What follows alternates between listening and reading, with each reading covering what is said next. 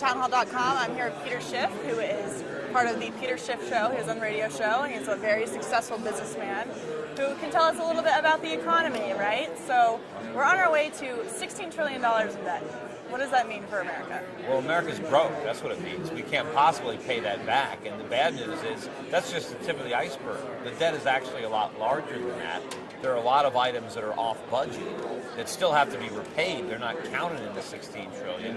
And then there's something called unfunded liabilities, where the government has obligated American taxpayers to pay things like Social Security benefits or Medicare benefits, and that's triple or quadruple those official numbers. So we're basically broke. The question is, when are we going to have to admit it?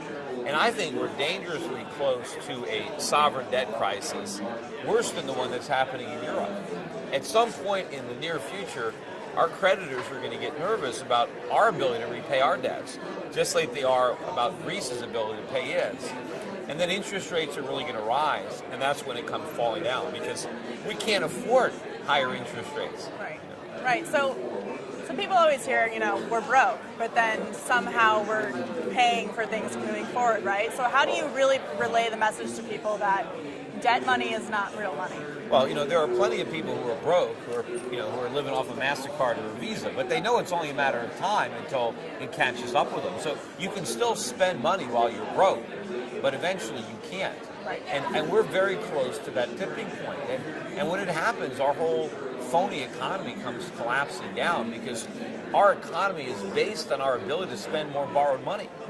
If we can't borrow, we can't spend. If we can't spend, there goes the economy. And of course, that phony economy has to collapse, because a real economy is based on underconsumption, savings, because that's where investment and production come from. That's where you get real economic growth and productive jobs. What we've got is phony, and it only goes on as long as we can borrow from abroad to support it. But our creditors are going to wake up to the scam that they're never going to get paid back in real money. Right. They're not going to want to subsidize it anymore, and we're going to have a real economic crisis that will make the 2008 financial crisis look like the proverbial Sunday school picnic. So we always hear about Europe, right? And they say that whatever happens in Europe affects the U.S. economy. Why does it have such an impact?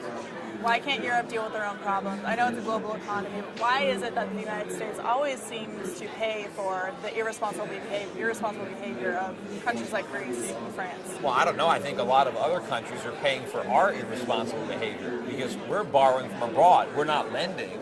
But I think, what's really going on, the people in Washington or on Wall Street, the common, refrain is that the problems in Europe are weighing down our economy, and that if it wasn't for Europe, things would be better, and maybe Obama uses that as an excuse. So if it wasn't for Europe, it's beyond my control. Right. I think it's actually the reverse. I think Europe's problems are temporarily propping us up, because people are so afraid of the euro. They're buying the dollar. They're buying treasuries. So what does that mean? That means our interest rates are lower.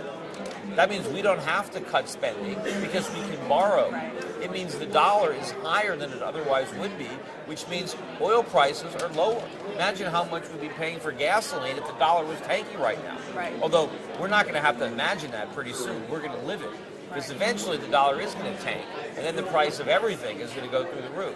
So you and I both know that the root of all these problems is the government, right? Trying to overregulate things, spending too much money. The Senate Majority Leader Harry Reid came out this week saying, I have no intention of introducing a budget after 1,000+ days of going without one. And the interesting correlation that I see is we've had $1 trillion deficits for the past 3 years, right? Yeah. And for the past 3 years, we haven't had a budget. Well, if you don't know how much money you're supposed to be spending, of course you're going to overspend. And we're seeing but we overspent even when we had a budget. But you mentioned government creating problems. I can't even think of a problem in this country that the government didn't create. I mean, pretty much everything that we have that is a problem in our society, you can trace to government intervention. What do you say to people then who still blame Bush for the situation we're in now, take no responsibility for what Obama's done in the past 3 years? Hey, I'm not letting Bush off the hook. Right, I blame him. right. I blamed him real time. I was a big critic of Bush Right. while he was president. But Obama is simply repeating the things that Bush did, only bigger. Right. He's making the same mistakes on a bigger scale. I think that Bush really handed the baton to Obama, and he just ran faster with it. But it's the same baton. And so what we need is to change the policies of both the Obama administrations and the Bush administrations and the administrations before that. I mean, whether it's been Democrats or Republicans, they have spent recklessly, they have borrowed recklessly, they have overregulated, and of course the Federal Reserve, which is at the root of these problems too, that's been a consistent bad policy, whether it's Bernanke or whether it's Greenspan. It's print money, artificially stimulate the economy, subsidize the deficits, make it so the politicians don't have to deal with the consequences of big deficits because it's the Fed that's enabling them to kick the can down the road. So we need to rip up Washington by its roots. We need major changes at the White House, in Congress, at the Fed. The Supreme Court, the judicial system has failed us. I mean, so much of what the government does is unconstitutional. Where are the judges? Why aren't they providing a check against this power and standing up for the people?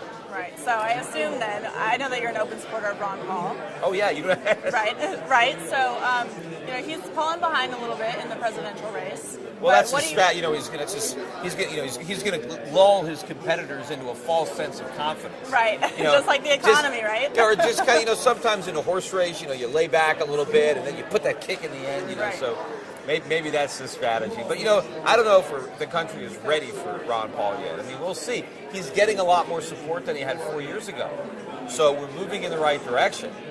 Maybe by the time this next economic crisis hits, maybe that'll be time, right? I mean, and maybe he'll be a little too old. Maybe his son or somebody can take his place. But I think things have to get really bad before we can reach that critical mass that we need. I think he's making a lot of headway with younger people, which is great. And you'll run into a lot of Ron Paul supporters here that are in college or just out of college. We need to make headway with some of the older people. I mean, my age or even younger. But I think sometimes people you're slow to change. It's a new idea. But I think as things get worse and more people realize that they've been led astray and we got to do something different, I think his ideas are not going to seem so radical. So it's got to be at your front door. Well, with that, we'll finish up. Thank you, Peter Schiff, so much for your time. Sure, anytime.